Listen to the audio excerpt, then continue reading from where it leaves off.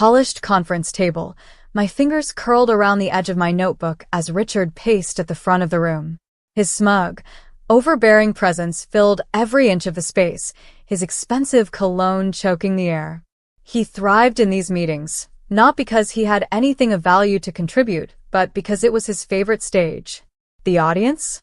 The employees he loved to belittle. And today, like so many times before, I was his chosen target. "Clara," he said, dragging out my name like a joke. "Why don't you enlighten us? What exactly have you been doing all week?" Because from where I'm standing, it looks like a whole lot of nothing. A few chuckles echoed around the room. Some from fear, some from sycophantic loyalty. I kept my face still, my grip tightening on my pen. I had learned long ago that reacting only fueled him. I cleared my throat and straightened in my chair. "I submitted my reports yesterday. You should have them in your inbox." Richard smirked, as if I had just set myself up for failure. "Ah, yes. Your reports. Let's talk about that."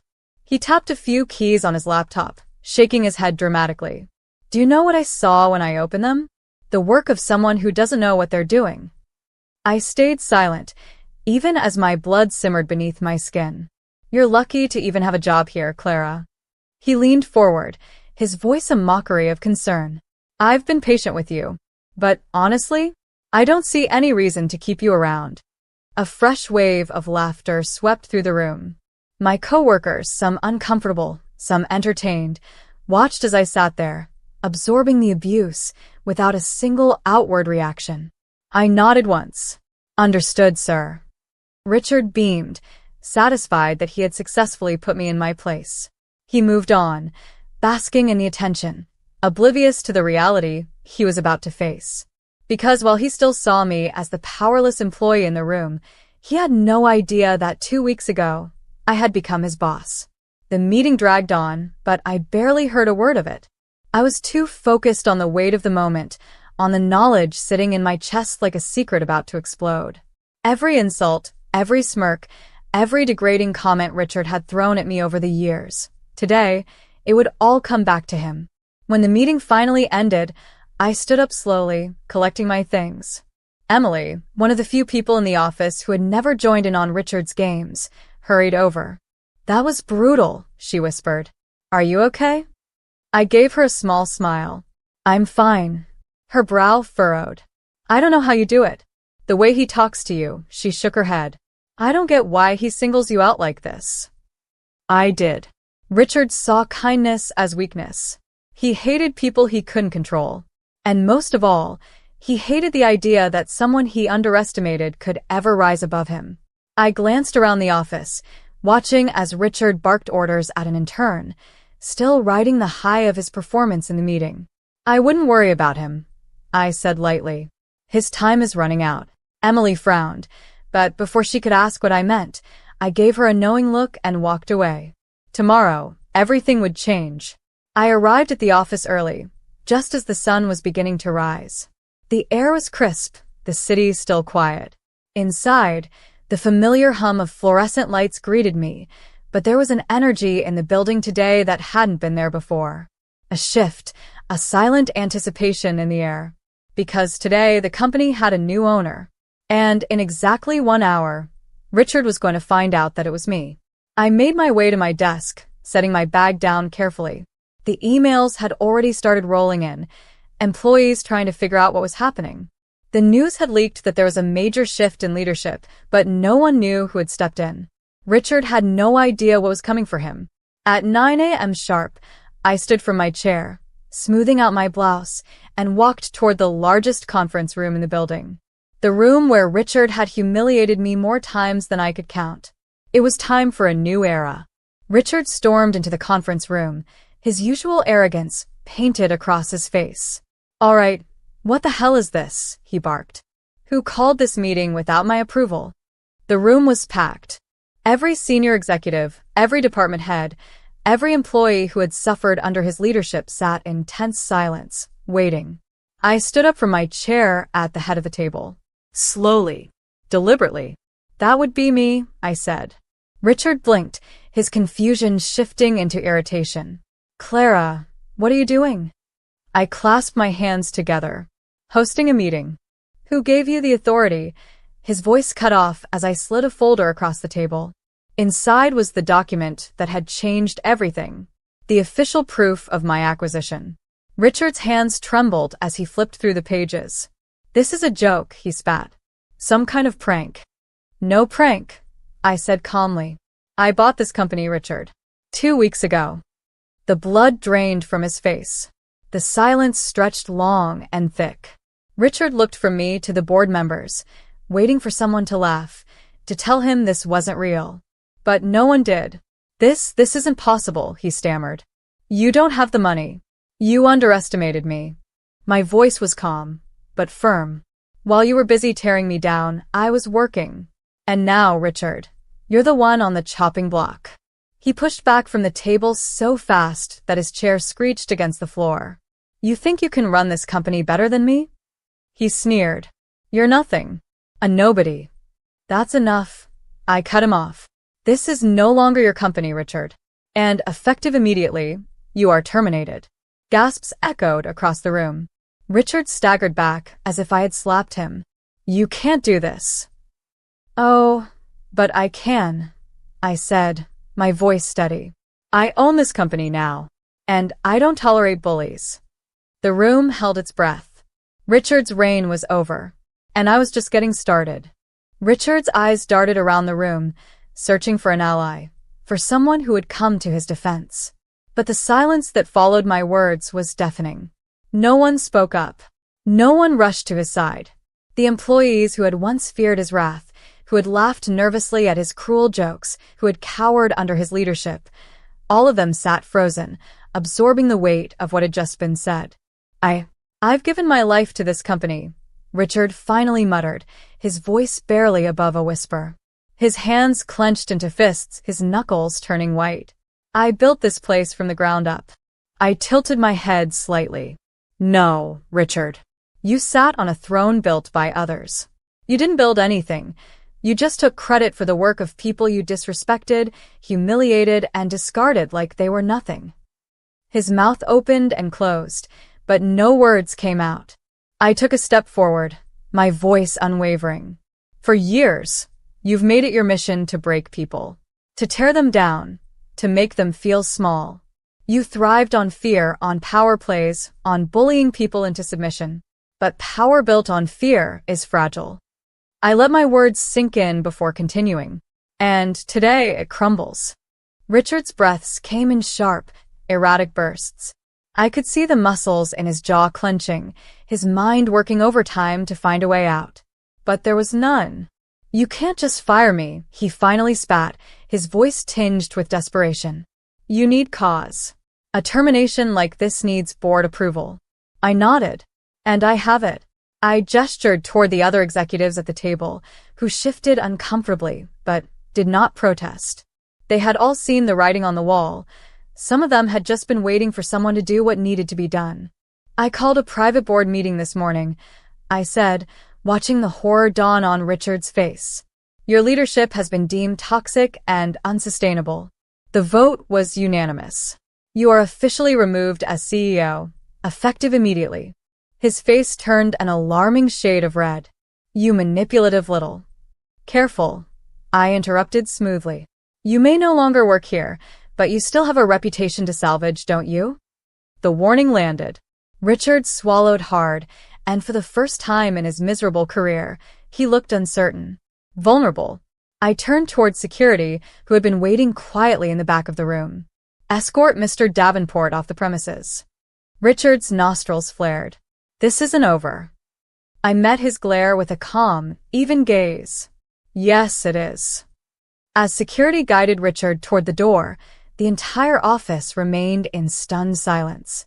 Some employees still looked uncertain, their eyes shifting between me and the now former CEO, as if struggling to process the shift in power. Others wore expressions of barely concealed satisfaction. Richard had made a lot of enemies over the years. It showed now, in the way people watched him go, their faces unreadable, but their postures relaxed in a way they hadn't been in years. Just as he reached the door, Richard turned to look at me one last time. His expression had changed, Gone was the arrogant smirk, the predatory glint in his eyes. What remained was raw bitterness. "You'll regret this," he muttered, his voice low enough that only I could hear. I didn't flinch. "No, Richard," I replied softly. "The only regret I have is not doing it sooner." With one final, seething glare, he was gone.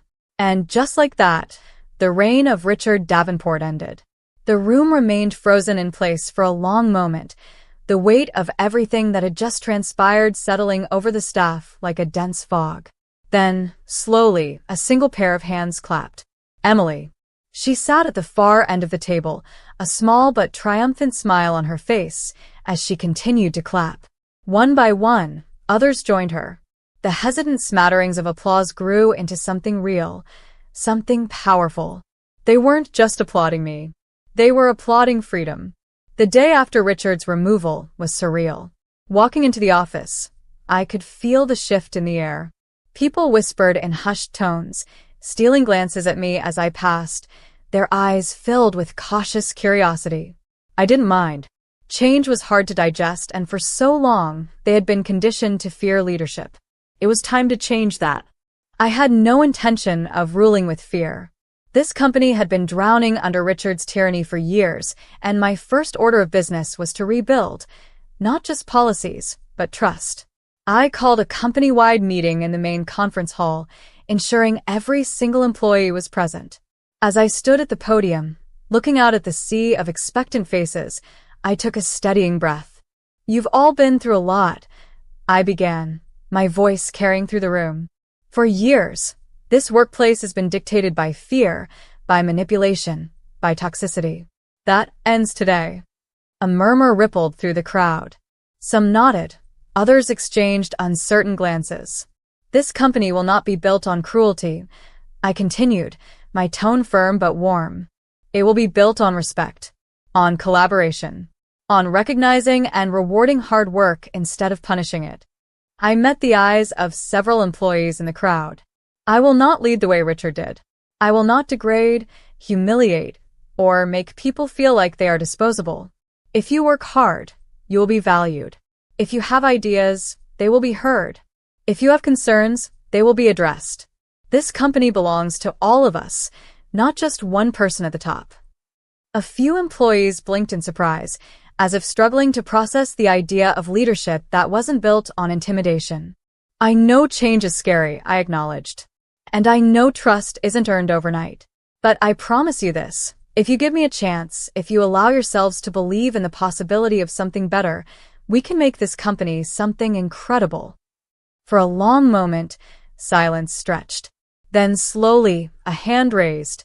A young intern in the back of the room. He cleared his throat, looking nervous. "Does this mean we can actually speak up in meetings now?" A few chuckles broke through the tension. I smiled. "Not only can you speak up, but I expect you to. Good ideas don't come from fear. They come from people who feel safe enough to share them." More murmurs. More nods. The ice was thawing. A man in his 50s, someone who had clearly been with the company for a long time, crossed his arms. "And what about Richard's policies? The ones that kept us working until midnight without compensation? The ones that forced us to meet impossible quotas under the threat of termination?" I met his gaze head-on. "Gone." A stunned hush fell over the room. I nodded. "Effective immediately, we will be reviewing every single policy that was built to exploit instead of support. No more unpaid overtime. No more impossible expectations. We will build a company that values people, not just profits." And just like that, the first real smile I had seen in years spread across his face. Change was coming. And this time, it was for the better. The days after Richard's firing felt like I was standing in the eye of a storm. Everything was eerily calm on the surface, but beneath it, I could feel the residual tension, the whispers, the uncertainty. Richard had ruled with an iron grip for years, and his sudden departure had left a void that people weren't sure I was strong enough to fill. I walked through the office each morning, making it a point to greet employees, to ask questions, to listen. Some responded with enthusiasm, relieved to finally have leadership that valued them. Others were hesitant, their eyes wary, as if waiting for the other shoe to drop. I understood. Fear wasn't easy to unlearn, but I had come too far to let doubt slow me down now. I spent long nights poring over company reports, analyzing Richard's policies, determining which ones had to go. The first thing I scrapped was the mandatory unpaid overtime. The second was the toxic performance review system that forced employees to compete against each other rather than work together. Slowly, the culture began to shift. But I wasn't naive. I knew Richard wasn't the type of man to go down quietly. And I was right. The rumors started small. A few murmurs here and there about how I had manipulated my way into power, about how I wasn't qualified, about how the company was doomed under my leadership. At first, I ignored them. I had expected resistance. But then, I received an email from an anonymous source. Attached was a document, an internal memo that Richard had circulated among some of the company's top investors. In it, he painted a very different version of events. According to him, I was nothing more than an opportunistic employee who had taken advantage of a momentary lapse in leadership. He claimed I was reckless, incapable, and that if investors didn't act fast, the company would spiral into chaos. I clenched my jaw as I read the words, my pulse pounding. This wasn't just an attempt to discredit me. It was an attempt to dismantle everything I had built before I even had a chance to prove myself. Richard was trying to turn the board against me. And if I didn't act fast, he might succeed. I called an emergency meeting with the board members and top investors. When I entered the boardroom, I could feel the tension in the air. Some of them had already seen Richard's memo. Some were already doubting me. I didn't waste time.